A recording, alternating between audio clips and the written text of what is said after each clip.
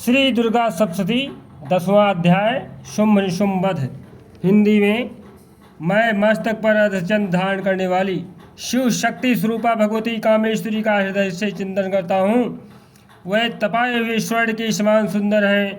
सूर्य, चंद्रमा और अग्नि ये ही तीन उनके नेत्र हैं तथा वह अपने मनोहर हाथों में धनुष, बाण, अंकुश, पास और त्रिशूल धारण किए हुए हैं। ऋषिवाद ऋषि कहते हैं कि हे राजन, प्राणों के समान प्यारे भाई निशुंभ का वध होता देख करके सारी सेना का संहार होता जान शुंभ ने कुपित होकर कहा, दुष्ट दुर्गे, तू बल के अभिमान में आकर झूठ मूठ का घमंड न दिखा। तू बड़े मारनी बनी हुई है किंतु दूसरी स्त्रियों के बल का सहारा लेकर लड़ती हो। इस प्रकार से जो है वह दुष्ट ललकारा।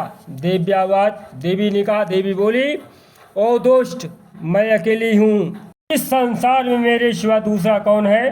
देख, ये मेरी ही विभूतियाँ हैं, अतः मुझ में भी प्रवेश कर रही हैं। तदंतर ब्रह्माणी आज समस्त देवियाँ अंबिका देवी के शरीर में लीन हो गई। उस समय केवल अंबिका देवी ही रह गई। देवी बोली, मैं अपनी ऐश्वर्य शक्ति से अपने अनेक रूपों में यहाँ उपस्थित हुई थी। उन सब रूपों को मैंने समेट लिया है। अब अकेली ही युद्ध में खड़ी हूँ, तुम भी स्थिर हो जाओ। ऋषिवाद ऋषि कहते हैं कि तदंतर देवी और शुंभ दोनों में जो है महाभयानक युद्ध छिड़ गया और बाणों की वर्षा तथा तीखे शस्त्रों के द्वारा जो है दारुण अस्त्रों के प्रहार के कारण उन दोनों का युद्ध सब लोगों के लिए बड़ा भयानक प्रतीत हुआ। इस प्रकार से उस समय जो है श्री अंबिका देवी ने जो सैकड़ों दिव्य अस्त्र छोड़े, उन्हें दैत्यराज शुंभ ने उनके निवारक अस्त्रों द्वारा काट डाला। इसी प्रकार शुंभ ने भी जो दिव्य अस्त्र चलाए, उन्हें परमेश्वरी ने जो है भयंकर हुंकार शब्द के उच्चारण आदि द्वारा जो है खिलवाड़ में ही नष्ट कर डाला।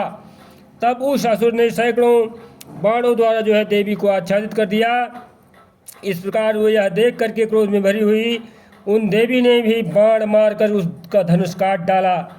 धनुष कट जाने पर फिर दैत्यराज ने शक्ति हाथ में ली, किंतु देवी ने चक्र से उसके हाथ को की शक्ति को भी काट गिराया।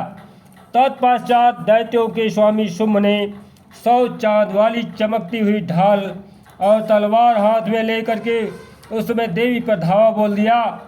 उसके आते ही चंडिका ने अपने धनुष में छोड़े हुए तीखे बाणों द्वारा उसकी सूर्य किरणों के समान उज्ज्वल ढाल और तलवार को भी तुरंत काट दिया। इस प्रकार से वह दुष्ट जो है फिर घोड़े और सारथी को लेकर के देवी के ऊपर दौड़ पड़ा, लेकिन उसके दौड़ने से पहले ही धनुष तो पहले ही कट चुका था। अब उसने अंबिका को मारने के लिए उद्यत हो भयंकर मुदगर हाथ में लिया। उसे आते देख देवी ने अपने तीक्ष्ण बाणों से जो है उसका मुदगर भी काट डाला। तीस पर जो है वह असुर मुक्का तान करके बड़े तेजी के साथ देवी को झपटा। उस दैत्यराज ने देवी की छाती में मुक्का मारा, तब उन देवी ने भी उसकी छाती में एक चांटा जड़ दिया।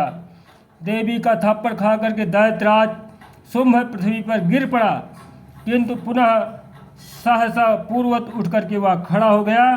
फिर वह उछला और देवी के ऊपर जा करके आकाश में खड़ा हो गया। तब चंडिका आकाश में भी बिना किसी आधार के ही शंभु से जो है अर्थात शुंभ नामक दैत्य से युद्ध करने लगी। उस समय दैत्य और चंडिका आकाश में एक दूसरे से लड़ने लगे। उनका यह युद्ध पहले सिद्ध और मुनियों को विस्मय में डालने वाला हुआ। तत्पश्चात फिर अंबिका ने शुंभ के साथ बहुत देर युद्ध करने के पश्चात उसे उठाकर घुमाया और पृथ्वी पर पटक दिया।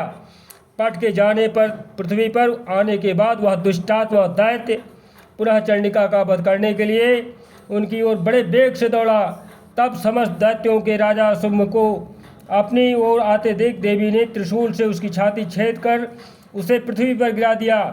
देवी के शूल की धार से घायल होने पर उसके प्राण पखेरु उड़ गए और वह समुद्रों, द्वीपों और जो है पर्वतों सहित समूची पृथ्वी को कपाता हुआ भूमि पर गिर पड़ा। तदंतर उस दुरात्मा के मारे जाने पर संपूर्ण जगत प्रसन्नतापूर्वक पूर्ण स्वस्थ हो गया तथा आकाश स्वच्छ दिखाई देने लगा।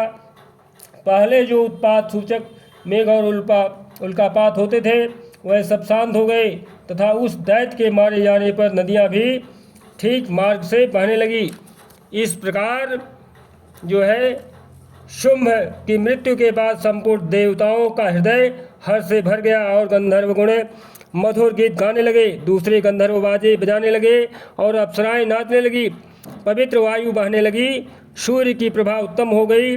अग्निशाला की बुझी हुई आग अपने आप प्रज्वलित हो उठी तथा संपूर्ण दिशाओं के भयंकर शब्द शांत हो गए। इस प्रकार से जो है श्री मार्कंडेय पुराणे सावड़ के मनवंतरे देवी महात्म्य शुंभ बधो दुर्गा सप्तशती नाम 10वां अध्याय संपूर्ण। जय